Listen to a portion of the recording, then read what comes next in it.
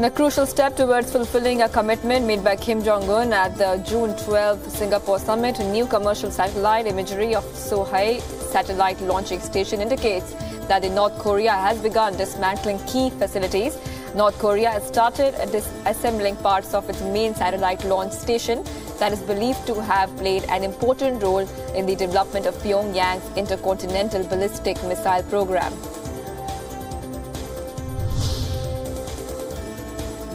United States President Trump has warned Iranian President Hassan Rouhani that if Iran threatened the United States again, it would face severe consequences. Earlier Sunday, Rouhani said that the United States should avoid inciting Iranians against the government as the Trump administration is poised to reimpose sanctions.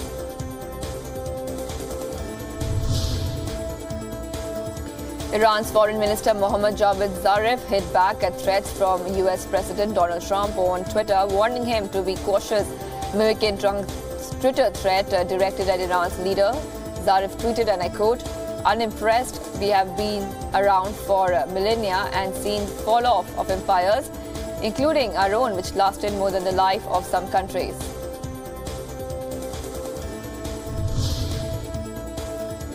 Trump administration has threatened to strip 6 former U.S. intelligence and law enforcement officials of their security clearances. It happens as President Donald Trump considers striking back at critics of his summit meeting last week with Russia President Vladimir Putin.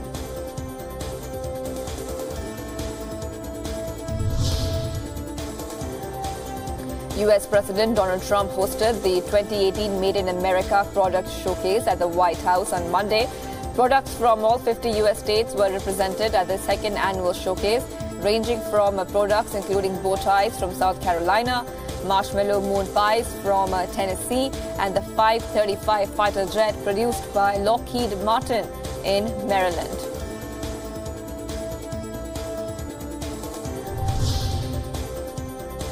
The Foreign Secretary Jeremy Hunt has said that there is a risk of the UK leaving the EU without a deal because of stalling by Brussels negotiators. On his first overseas trip since replacing Boris Johnson, he claimed there was now a very real threat of ending up with no deal by accident. It could alter British public attitudes towards EU for a generation.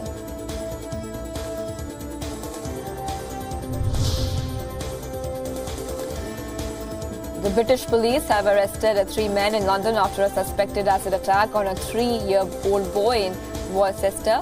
The boy was taken to the hospital with serious burns to his arms and face, and the incident doctors have discharged the boy from the hospital, but the long-term implications of the injuries are unknown.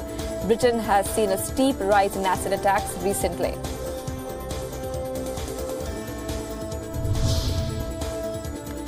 A 10-year-old girl and an 18-year-old woman have died after a gunman opened fire on a busy avenue in Canada's largest city. Police say 13 others have been injured in the attack in the Greektown district of Toronto.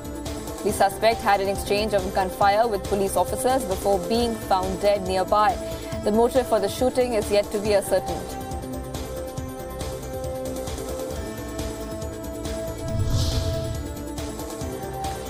Kurdish security forces killed gunmen who have stormed a government building in the Kurdish city of ERBIL. A gunman took hostages in an attack suspected of being carried out by Islamic State. According to the preliminary investigations, 1 government employee was killed in 4 hours of clashes. 2 policemen were wounded as well.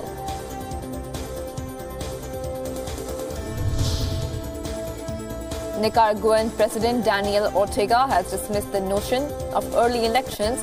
Ortega said that the next elections would be held as scheduled in 2021. Thousands of Nicaraguans have taken to the streets to demand the removal of President Daniel Ortega amidst a mounting death toll of protesters critical of his Sandinista government.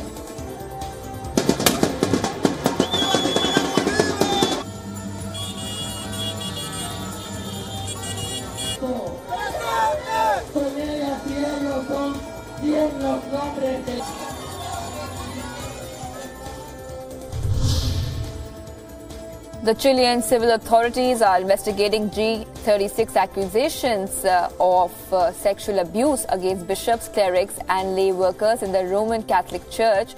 The investigators are among 144 reports of sexual abuse implicating 158 church workers made since 2000. In May, Pope Francis summoned Chile's 34 bishops to Rome, where he challenged them over the contents of a report.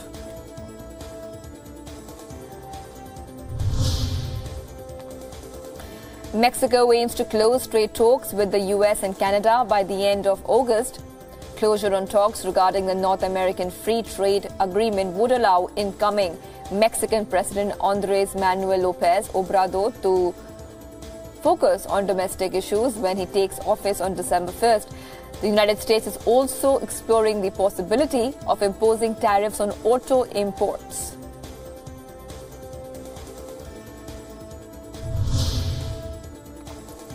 Philippine President Rodrigo Duterte has vowed to sustain the momentum of his bloody war on drugs. The President told the nation in an annual address that the fight would be as relentless and chilling as during his first 2 years in power. Duterte also asked Congress to pass a law to give proper labor contracts to millions of people in short-term employment to protect the environment.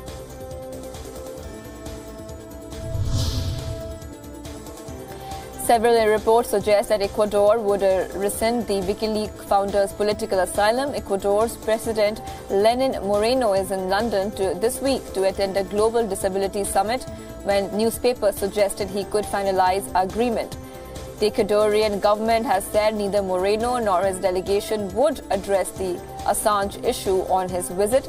Assange has been living in Ecuador's London embassy since June 2012.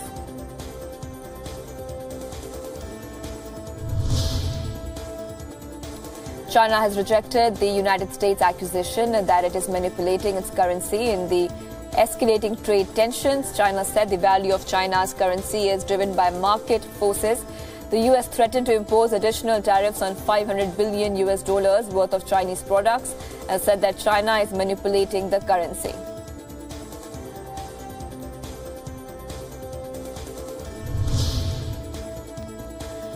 China has said that threats and intimidation on trade will never work on it. The statement comes after U.S. President Donald Trump said he was ready to impose tariffs on all $500 billion of imported goods from China.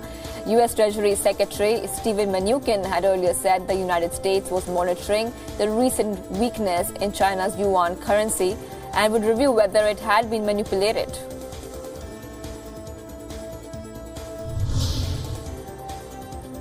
Chinese President Xi Jinping visited the West African country of Senegal over the weekend, building trade ties which could bear fruit in terms of China's access to U.S. markets. Xi said the China-Africa People's Forum serves as an important bridge that connects the Chinese people and the African people.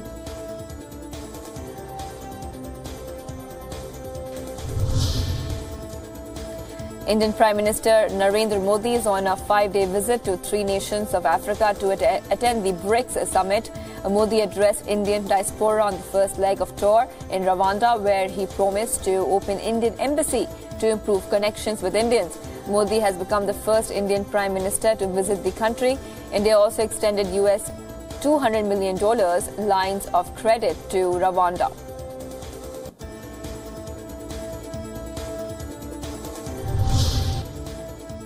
Left parties would demonstrate before Indian Parliament on July 24 to protest the murder of democracy in northeastern states of Tripura and West Bengal.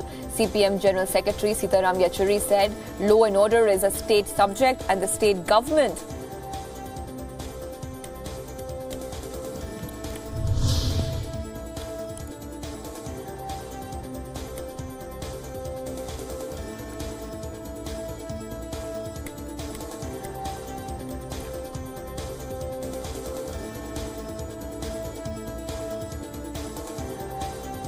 The YSR Congress Party has called for southern Indian state Andhra Pradesh shut down today to protest the injustice being meted out to the state by the centre. The main opposition party on Saturday called upon all political parties to make the shutdown a success. It also demanded resignation of all MPs of the state's ruling Telugu Desam party.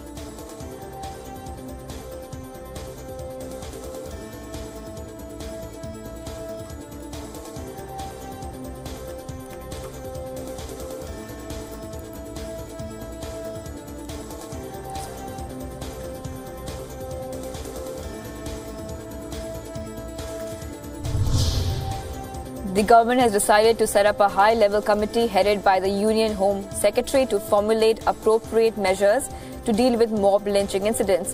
The committee will make its recommendations to the government in 4 weeks. This comes in the wake of rising cases of mob lynching in the country.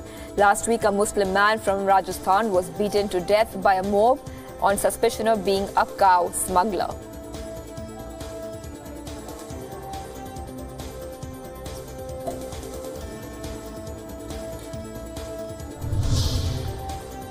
A major mishap was averted when an Air India flight from Singapore to Chennai suffered a bird hit. A bird hit the plane at a height of 400 feet during landing at the Chennai airport. All passengers are safe, but a portion of the aircraft has been badly damaged. The aircraft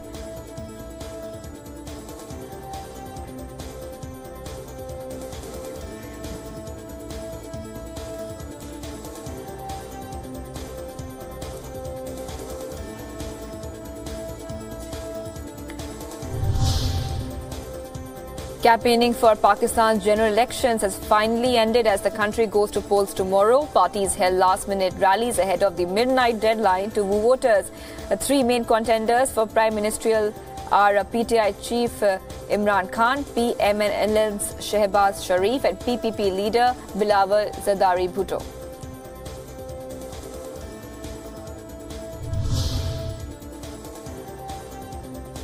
The Islamabad High Court has sent notices to Pakistan Tehreek-e-Insaf chairman Imran Khan to respond to objections in Sita White case. A two-member bench comprising Justice Shaukat Aziz Siddiqui and Justice Amir Farooq heard a petition pertaining to Imran Khan's disqualification. Petitioner argued that Imran Khan has not mentioned the name of his daughter, Tyrian, from Sita White in the nomination papers.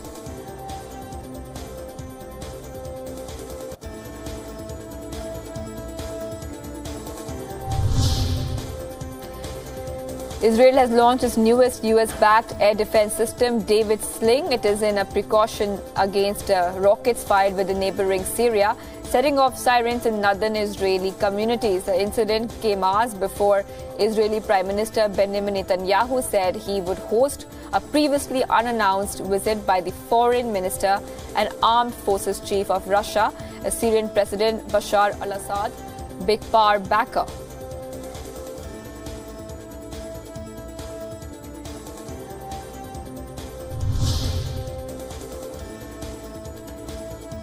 Germany and the UK have welcomed the evacuation of hundreds of Syrian white helmet rescue workers who fled the country to Jordan with help from Israel.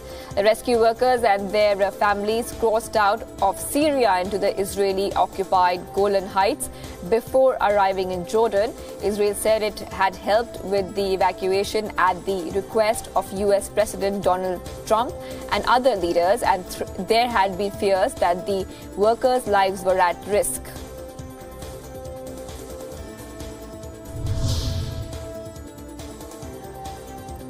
A Kuwaiti social media star is facing a backlash after criticizing new laws improving conditions for the country's Filipino domestic workers.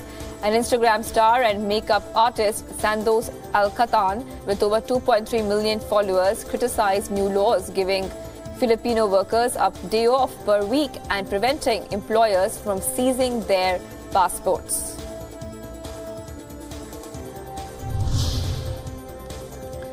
A 12-story building has collapsed in Miami, leaving one person injured. Police have initiated the probe in the mishap. A video taken by GC Construction and Consulting Services shows the moment the building collapsed, causing a cloud of white smoke. Inspectors have confirmed that the adjacent buildings are safe.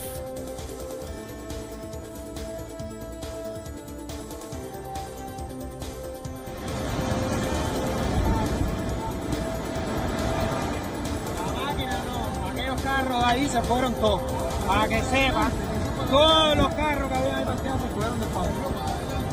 Cayó un pedazo que yo dije, es una locura todo ese regalo carro parqueado de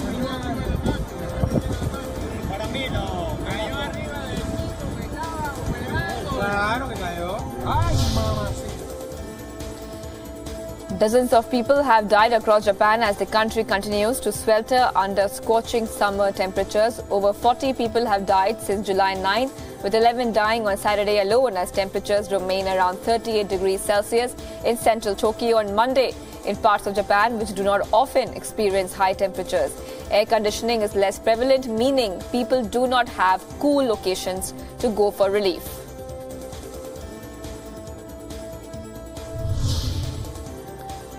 Seoul is simmering in hot temperatures with the morning low on Monday reaching 29 degrees Celsius. The highest ever morning low for South Korea has been recorded in the city of Gangneung, where the temperatures was 31 degrees Celsius. Citizens in Seoul attempted to cool down with portable fans and used air conditioners in their homes.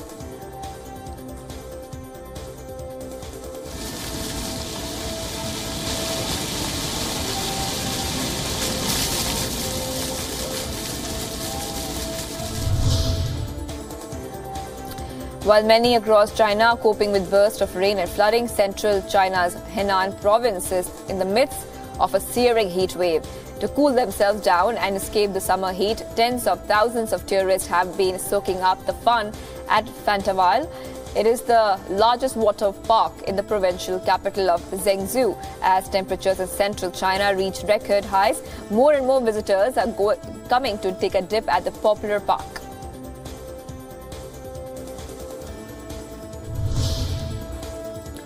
Flooding triggered by a tropical storm has killed at least 20 people and left over a dozen missing in northern Vietnam. In Thanh Hoa province, a flash flood swept through a small village in Lang Chan district and carried away a dozen stilt houses. Vietnam is prone to destructive storms and floods that kill hundreds of people every year.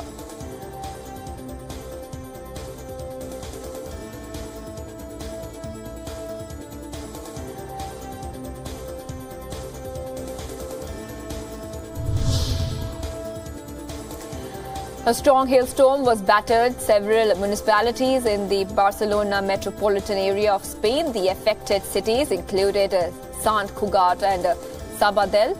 The hailstorm also pelted various Catalan regions throughout the day.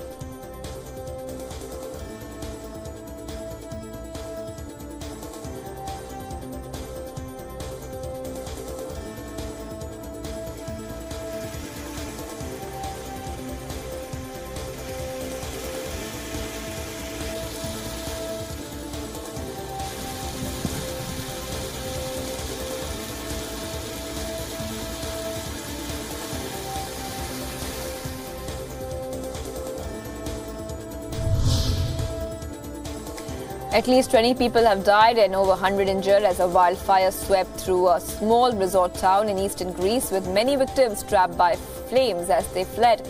Greek authorities have issued an urgent appeal for help as houses have burned to the ground in a wildfire in the town of Rafina. Prime Minister Alexis Tsipras cut short a visit to Bosnia as the country appealed for air and land assets from its European Union partners.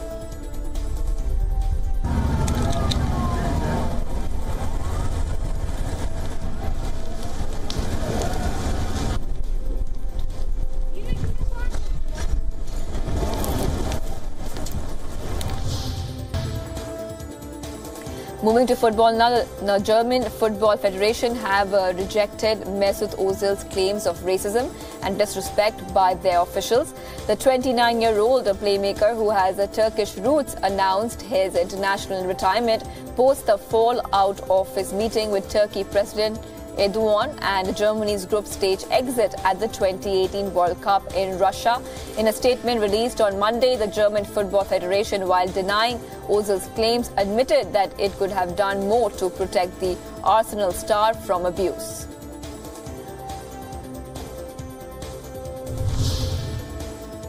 In on-field action, Maurizio Sarri's reign as Chelsea manager has begun on a winning note as they beat Perth Glory in a friendly match in Australia. Perth's fifth-minute strike was enough to secure a 1-0 win. Chelsea will now travel to France for their International Champions Cup match on Saturday and face Arsenal in Dublin on August 1st before kicking off their season on August 5.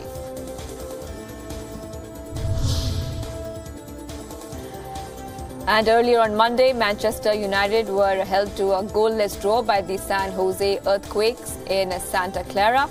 And Eric Bailey shot hitting the bar and a woodwork grabber from San Jose late on were the only real sightings of goal for either side. The Red Devils boss Jose Mourinho is likely to welcome a bulk of his yet-to-return from World Cup duty stars ahead of the next game against AC Milan on Thursday.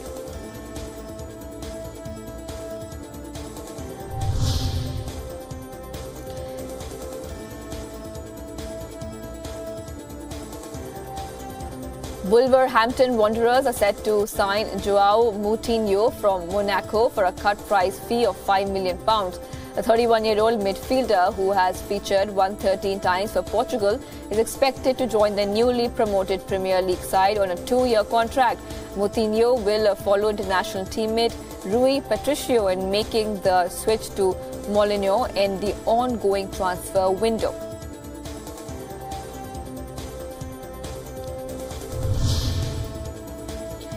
Six-time Olympic gold medalist swimmer Ryan Lochte has said that he is cooperating with the U.S. anti-doping agency. The statement follows his 14-month suspension for receiving an intravenous infusion of a permitted substance without a therapeutic use exemption. The 33-year-old's period of ineligibility began on May 25th, which is the date of the infusion.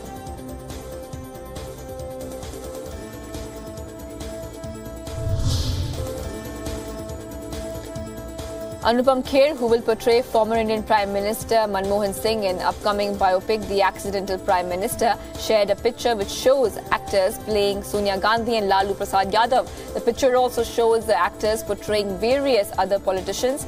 The Accidental Prime Minister is scheduled to release on December 21st.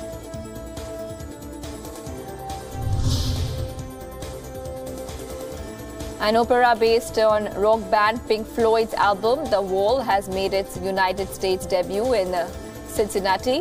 The show, titled Another Brick in the Wall, premiered in Montreal last year. Pierre Dufour's production follows a rock singer named Pink who relives pivotal moments in his life during a stay at a mental health clinic. The opera includes all of the album's lyrics along with some melodic themes.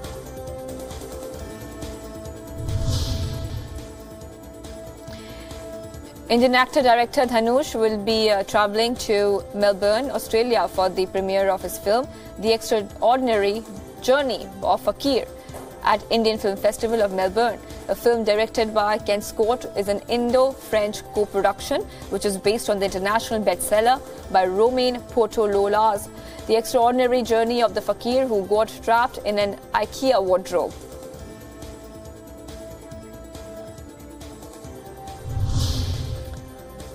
The half-sister of Meghan Markle has hinted that she might go on the British celebrity version of the Big Brother reality show. Meghan's half-sister also made a public plea for the new British royal to reunite with her father, Thomas Markle, who missed Meghan's wedding and made a series of contradictory public statements about whether he would attend.